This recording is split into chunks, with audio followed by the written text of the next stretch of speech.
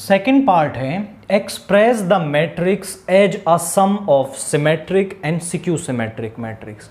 तो ये जो मैट्रिक्स हमें दे रखी है इसे हमें सम ऑफ टू मैट्रिक्स, अगर हम इसे ए नाम दे रहे हैं तो ऐसी दो मैट्रिक्स के सम में लिखना है जिनमें एक तो हो सिमेट्रिक और दूसरी क्या हो, सिक्यू सिमेट्रिक हो।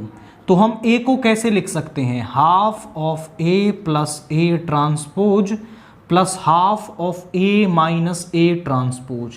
तो ये वाली जो मैट्रिक्स है इसे हम P कहेंगे जो सिमेट्रिक होगी, and half of A minus A transpose Q होगी जो सिक्यू सिमेट्रिक होगी। तो इनकी वैल्यू हम यहाँ पर लिख लेंगे। तो सबसे पहले हम मैट्रिक्स को मान लेते हैं कि let A is equal to this matrix. Now आप बोलेंगे A कैन बी एक्सप्रेस्ड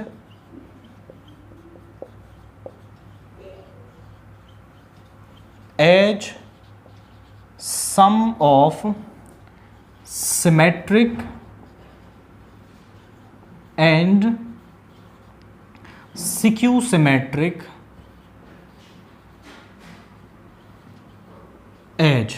कैसे कर सकते हैं, A is equal to half of A plus A transpose plus half of A minus A transpose, जिसको हम नाम दे रहे हैं P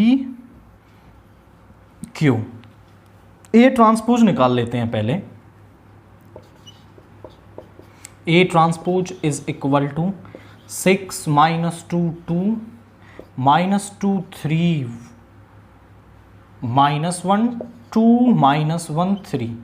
इसका ट्रांसपोज कर देंगे तो ज़रा चेक करिए, पहली रो पहला कॉलम बन जाएगी, सेकेंड रो सेकेंड कॉलम बन जाएगी, 2 माइनस 1 3। ये आ गया A ट्रांसपोज। हमें चाहिए A प्लस A ट्रांसपोज। तो A प्लस A ट्रांसपोज आप करेंगे तो A है 6 minus 2 2 minus 2 3 minus 1 2 minus 1 3।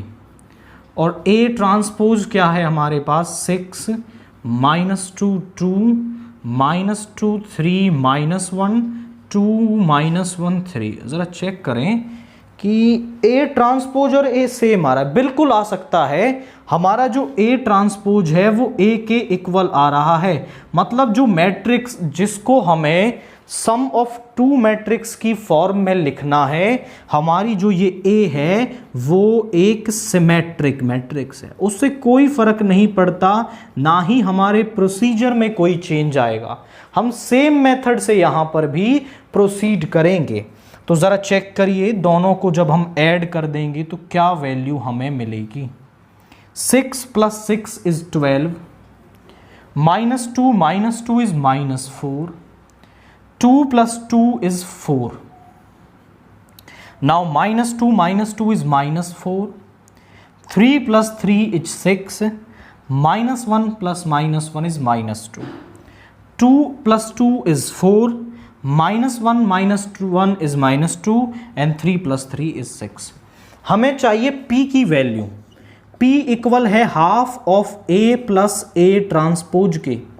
Half A plus A transpose है 12 minus 4 4 minus 4 6 minus 2 4 minus 2 6।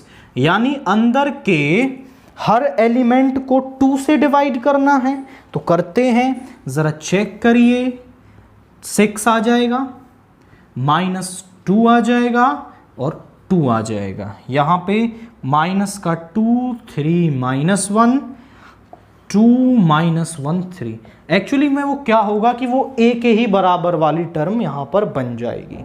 Now अब हम निकालते हैं Q, बट Q के लिए हम A माइनस A ट्रांसपोज निकालेंगे।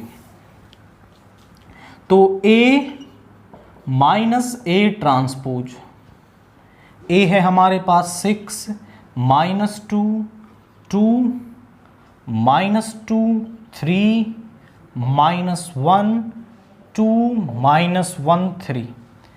और A ट्रांसपोज क्या है हमारे पास, वो A के ही इक्वल है 6 माइनस 2 2 -2 3 -1 2 -1 3। अब आप चेक करो, जब किसी मैट्रिक्स में से उसी मैट्रिक्स को सब्ट्रैक्ट करोगे तो रिजल्टेंट एक जीरो मैट्रिक्स होगी। करके लिख लो, 6 - 6 इज 0, -2 + 2 इज 0। सारे एलिमेंट यहाँ पर सब्ट्रैक्ट करने पर 0 आपके पास आ जाएंगे। अब हम निकालते हैं Q। Q मतलब half of A - A transpose.